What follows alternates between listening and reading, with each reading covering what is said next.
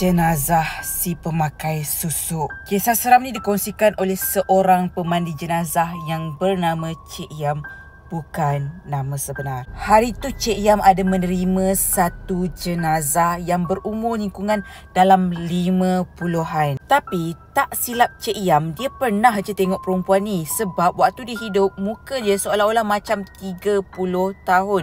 Dan orang-orang dekat situ memang puji dia sangat-sangat. Wajah dia sangat cantik, tak macam umur 50 tahun. Tapi bila sampai je waktu mandi jenazah tu, muka dia seakan-akan berubah. Dan dia punya rupa tu macam seolah-olah wanita berusia 70 tahun, 20 tahun lebih tua daripada diri dia yang orang lihat dan umur dia yang sebenar. Masa ni, Cik Yam mula rasa tak sedap hati. Masa Cik Yam nak mulakan proses mandi jenazah, tiba-tiba air tak keluar daripada paip. Paip utama seakan-akan tersumbat dan beberapa minit kemudian blackout. Seluruh ruangan mandi jenazah tu gelap.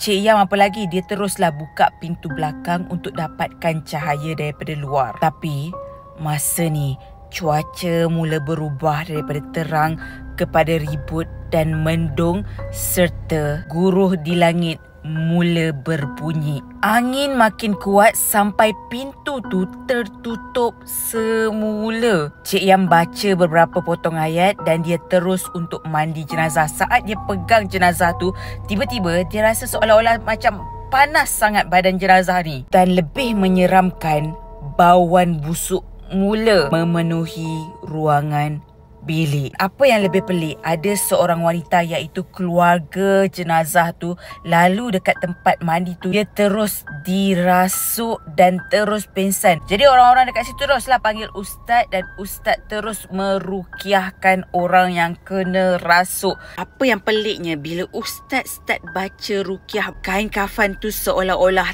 terjatuh. Masa ni Cik Yam sangat-sangat terkejut sebab di celahan gigi jenazah tu terkeluar satu jarum emas.